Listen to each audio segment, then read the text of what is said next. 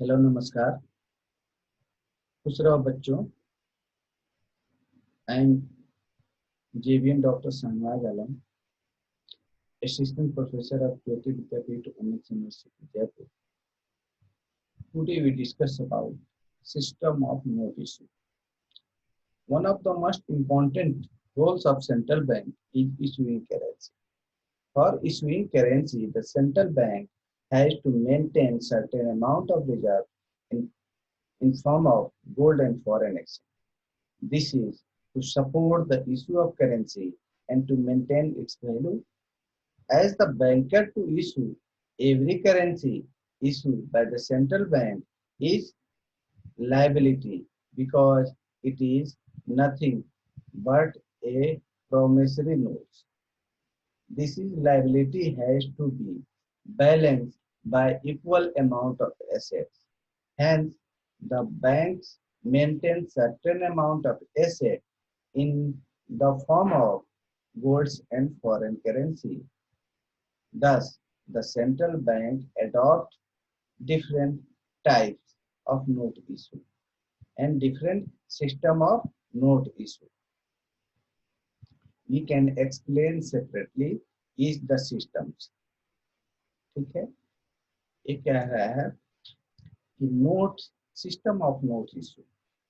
Note issue note issue करना किसी भी सेंट्रल बैंक का प्राइमरी फंक्शन, मुख्य कार्य। सेंट्रल बैंक जो नोट इशू करती है, अभी पेपर करेंसी इशू कर रही है, और इसके लिए जितने भी सिस्टम बनाए गए नोट इशू के, उसमें क्या था कि इसके लिए नोट इशू करने के लिए कुछ फॉरेन फॉरेन एक्सचेंज और गोल्ड को रिजर्व रखना पड़ता है। क्यों रिजर्व क्यों रखना पड़ता है? क्योंकि सेंट्रल बैंक का लायबिलिटीज होता है कि ये पे करे।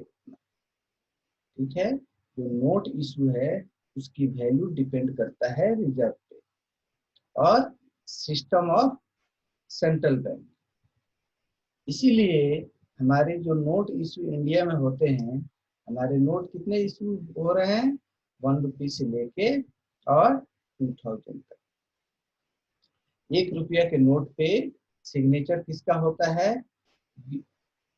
Secretary of finance ministry. And बाकी सब पे RBI गवर्नर का सिग्नेचर होता है, और उस पर लिखा होता है मैं धारक को, जैसे 100 रुपये का नोट इशू हुआ तो आप लोग बच्चों देखोगे नोट इशू में उस पर लिखा होगा मैं धारक को 100 रुपया अदा करने का वचन देता। एक प्रॉमिस है। क्या है? प्रॉमिस है, ये लायबिलिटीज है, इसीलिए उस पे सेंटेंसेस लिखे होते हैं, और इसी पर्पज से वो रिजर्व भी रखे हुए होते हैं। ठीक है, पहले तो जैसे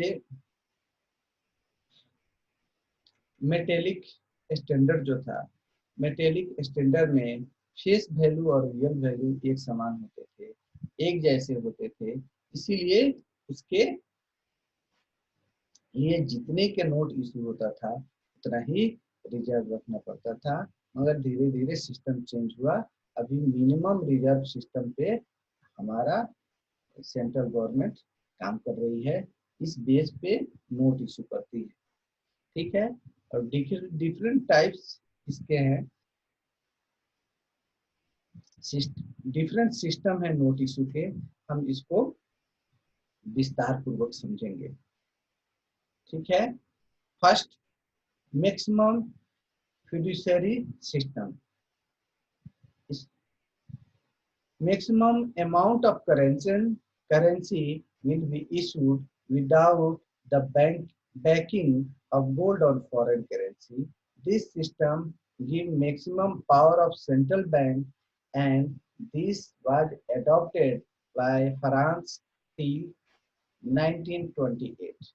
ठीक है, ये फ्रांस में इतना तक 1928 तक इसको चलन में था।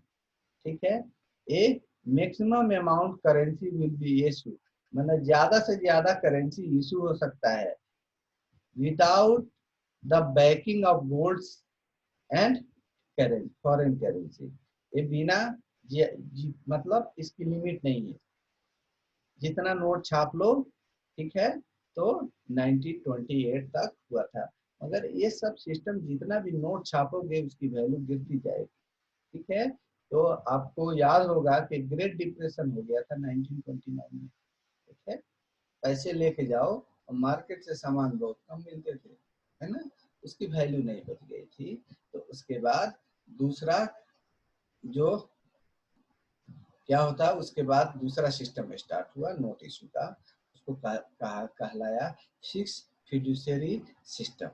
Under this system one a fixed amount of notes can be issued without any banking of golds and foreign currency. This issue of currency beyond the system will be backed by equal amount of gold and silvers. England was adopted this system under the Bank Charter Act of 1844. Under this system, the currency is convertible into gold after particular level. एक level के बाद ये convert हो जाते थे gold में और gold से करेंसी में, ठीक है। और इसमें सिल्वर और गोल्ड की बैकिंग होती थी 100%, ठीक है। अच्छा, अब क्या है कि थर्ड जो सिस्टम है proportional reserve system. Here the note issue on a percentage basis will be backed by golds and other security such as foreign currency, say 40% of gold and 60% of foreign currency. This percentage will vary according to availability of golds and foreign currency. India adopted this system till 1956. ये 1956 तक ये proportional reserve system India ने अपनाया था, जिस system में क्या था, नोट इशू करने के लिए 40% गोल्ड जरूरी था और 60% फॉरेन करेंसी जरूरी होता था, ठीक है। मगर ये जो रेशियो है ये वेरी हो सकता है, क्योंकि वो डिपेंड करेगा कि गोल्ड और फॉरेन करेंसी के अवेलेबिलिटी पे, ठीक है। हो सकता है ये फंडामेंटल फंडामेंटल रूल्स नहीं थे, हो सकता है 40 से ज्यादा भी हो और 60 से कम भी हो सकता है। मगर सपोज ये 50% ऑफ फॉरेन, तो 50% गोल्ड देना पड़ेगा। सपोज 60% गोल्ड, 40% यानी 100% वो रिजर्व रखना पड़ता था। अब क्या है कि इतना तो हमारे पास ग्रोथ एंड डेवलपमेंट के लिए या इंफ्रास्ट्रक्चर डेवलपमेंट के लिए, इकोनॉमिक डेवलपमेंट के लिए, ग्रोथ के लिए जरूरी है ज्यादा से ज्यादा नोट इशू, पैसे की ज्यादा जरूरी है। तो इसके लिए नोट इशू ज्यादा करना पड़ेगा और नोट इशू ज्यादा इशू करने के लिए रिजर्व भी ज्यादा चाहिए, गोल्ड चाहिए। तो गोल्ड तो होते नहीं थे और इतना फॉरेक्स रिजर्व भी नहीं होते थे, तो एक्सचेंज में दिक्कतें आती थी। जब हमारा इकोनॉमिक डेवलपमेंट हुआ तो इसके लिए ज्यादा से ज्यादा नोट इशू करने की जरूरत पड़ी, तो इससे काम चला नहीं। 1956 के बाद एक दूसरा सिस्टम इंडिया ने अपनाया, मिनिमम रिजर्व सिस्टम। यहाँ कम से कम इसमें रिजर्व रखना पड़ता था और जितना इशू करना चाहे उतना कर सकते थे, ठीक है। कह रहे कि minimum reserve system, under this system a minimum amount of golds and foreign currency will be maintain and the rest of the currency will be backed by the government secretary. In India, almost 200 crore rupees is the minimum reserve limit, which will have 115 crore of golds, 115 crore of golds, and rest 85 crore in foreign currency. This give enough to elasticity for increasing the supply of currency, but RBI cannot cannot issue any amount of currency as beyond the limit of 200 crore.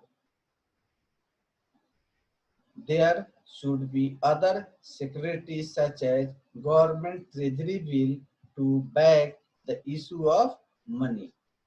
Thank you.